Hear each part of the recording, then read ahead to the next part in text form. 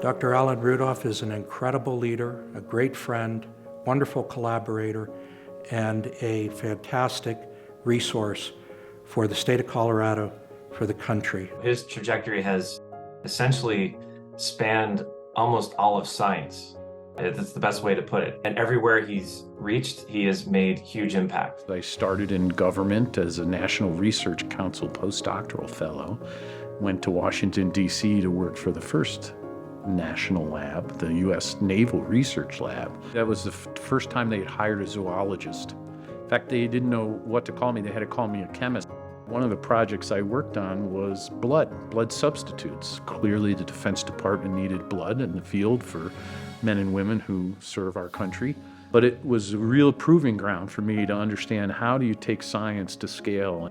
The government experience led me to DARPA. I, again, was the first zoologist ever hired by DARPA. At the same time, I got an MBA because I realized mission-oriented science is about scaling ideas. In 1999, I walked into a lab and saw a rat controlling a robot arm to give itself a drink just by thinking about moving that arm.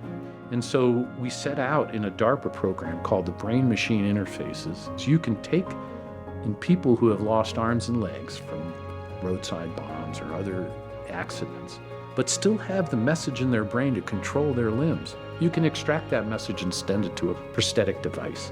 And it really birthed an entire field called brain-machine interfaces. His mind is not bound by convention. His mind is always imagining. He saw a dog that he had, a German short-haired pointer, running through the woods. And he said, why can't we make a robot that could do that? At the time, the Iraq War was underway, and moving around roads in those regions of the country was very difficult and often very fraught with lethality, roadside bombs. So this would open up the ability to move off-road, and move off-road much the way a deer, it doesn't fall. So after DARPA, I took my MBA, newly minted, and started companies.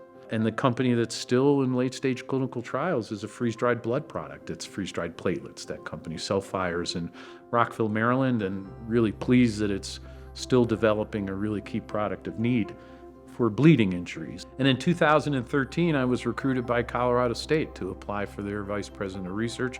Never been an academic before, but I had always have and still do have an incredible love, appreciation, and engagement with science and discovery. One of the attractions when I was recruited here to Colorado State was the infectious disease research and development enterprise. It's second to none in the country.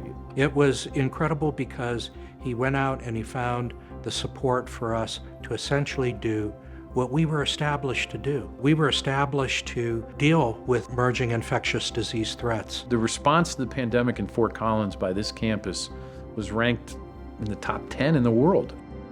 One of the things I did at CSU, which I find really an important part of my career, has been understanding the people side of those teams and the social sciences, the science of team science. It created a culture within the university where people realize that it's not the independent investigator or scientist working in the lab that is necessarily going to solve the big problems on their own, but that they have to partner with and work with their colleagues, whether they're down the hall, across the city, across the state, or across the country.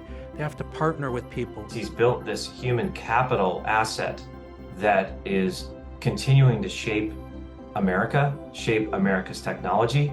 I think that is profound. And so his legacy will live on for many, many decades.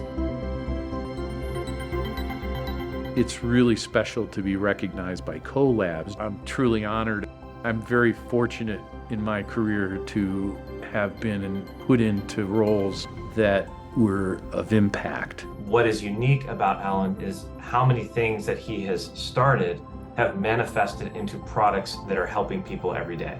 We've probably only seen the beginning with Alan.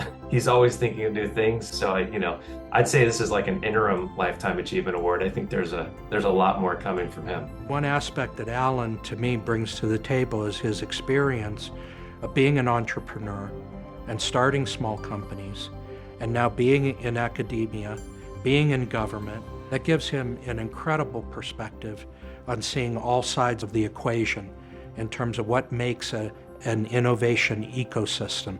He is contributing still today, so maybe he'll be the first to get a double Lifetime Achievement Award in the future.